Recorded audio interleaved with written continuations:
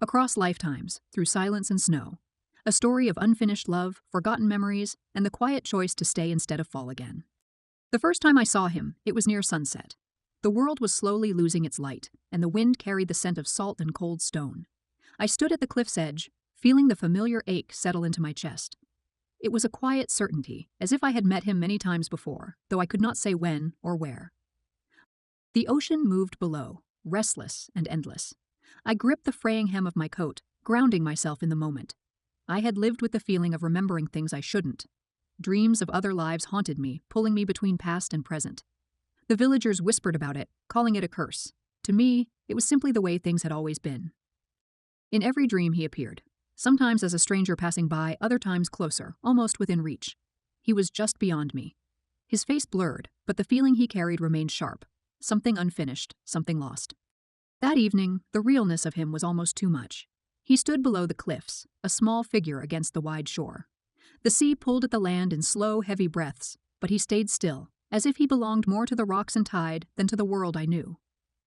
I told myself it was a coincidence, that my mind, burdened with fractured dreams and faded timelines, was weaving meaning from the mundane. But then I saw him again, not once, but again and again, in places both ordinary and unexpected. He was walking by the river near the market, pausing under the bare branches of trees. We never spoke. It was as though words would shatter whatever thin thread stretched between us. I studied him quietly instead, memorizing the way he moved, the slight limp in his step, and the distant look in his eyes. He carried the weight of something I understood but couldn't name. At night, lying awake, I pieced together the scattered memories that surfaced unbidden. Different lives, different endings, all carrying the same sadness. In some we had loved, in others we had missed each other entirely. But the ending was always the same: separation, loss, regret. As winter settled in, the town grew quieter. The river froze at its edges and the fields turned pale with frost. The sky darkened earlier each day, heavy with snow clouds. I found myself walking more often, drawn to the cliff's edge where the sea seemed darker and wilder than before. Something waited there, not just him, but something deeper, older, stretching far beyond this lifetime. One evening, as the first snow of the season fell, I returned to the cliff.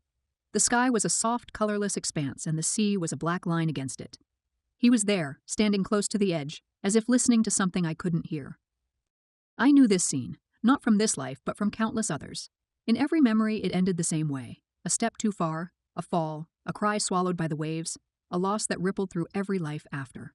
This time, something stirred in me, a memory, sharp and clear, of all the moments I had been too late. My feet moved before I could think, pushing me forward, driven by a need deeper than fear. I reached out, the fabric of his sleeve brushing my fingertips. A flood of images crashed over me. Different lives, different faces, the same sorrow repeated like a song stuck in a loop. The weight of all those endings pressed down, but buried within it was something small and steady: the possibility of change. He turned to me. His eyes widened, recognition clear in their depths. It wasn't just me who remembered. He knew too. He carried the same heavy story inside him. Slowly, he stepped back from the edge. The sea below raged on, indifferent to the choice made above. I dropped to my knees, the cold biting through my clothes, but I hardly noticed. He lowered himself to the ground as well, close but careful, as if afraid to break the moment. Snow fell thick around us, muffling the world. In the quiet, something inside me shifted. I had spent so many lives chasing him, mourning him, and losing him. I had thought love was about holding on tighter, reaching further. But here, in the heavy silence, I realized love could also mean staying still. Choosing not to fall. Choosing not to run. His hand hovered near my face, hesitant. I closed my eyes, feeling the nearness of him, the choice we were both making to stay, to trust the fragile thread between us. The snow blurred the line between sky and land, between past and present. For the first time in all the lives I could remember, we were not separated by fear or grief. We were simply two people, sitting quietly at the edge of the world, choosing to remain. The days after passed like echoes, slow, reverent, and strange in their peace. There was no grand shift, no obvious change to the world. The bakery still opened each morning, the bells on the chapel still rang at noon, and the boats along the harbor still rocked to the tide's rhythm. But inside me, something had altered. I saw him again and again, always at a distance. In the rhythm of a shared glance, a silent moment beneath the shadowed trees, in the stillness that lingered as we passed each other by. We never spoke, not even once, as though we both feared our voices might unravel the tenuous bond that held us in place. It was not fear that kept us apart, but a mutual understanding, A recognition that this version of the story did not need to be forced into being. That for once, just existing within the same world might be enough. I began noticing the small details that tethered me to this life. The way the frost gathered on the window panes before sunrise. The weight of warm bread in my hands as I helped the old woman at the bakery. The sharp, aching pull in my chest whenever the sea wind caught me by surprise. These things had always been there, but now they glowed faintly not with magic, but with meaning.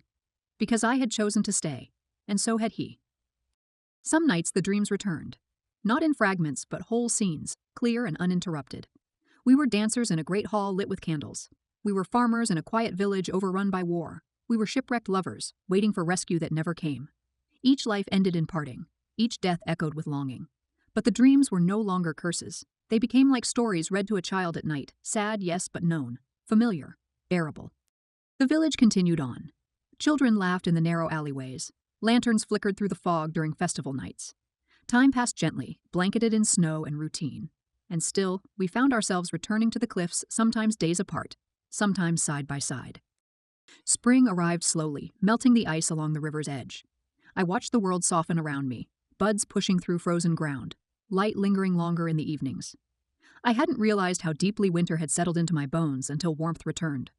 It hurt at first, like thawing limbs, but it also felt like forgiveness. I passed by his cottage one morning, the window open to the breeze. A melody played faintly from within, old and mournful, but laced with hope. I paused, not out of curiosity, but something else. Familiarity.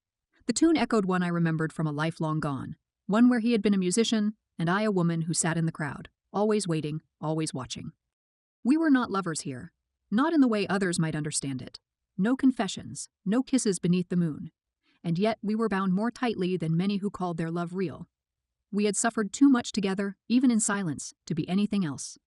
Summer came with its long days and restless nights. The sea shimmered gold beneath the sun, and the fields rippled with tall grass. Life moved forward. Markets bustled with color and sound. Children chased shadows. Old men drank beneath the shade trees and spoke of storms long past. And still I went to the cliff's edge. Sometimes he was there. Sometimes I was alone. It didn't matter. The story no longer relied on constant presence. It breathed between us, carried in the quiet, shaped by every choice not to repeat the past. One afternoon, as the wind picked up and gulls circled overhead, I found a worn ribbon caught in the branches near the cliff. It was mine, a piece of cloth I had worn lifetimes ago.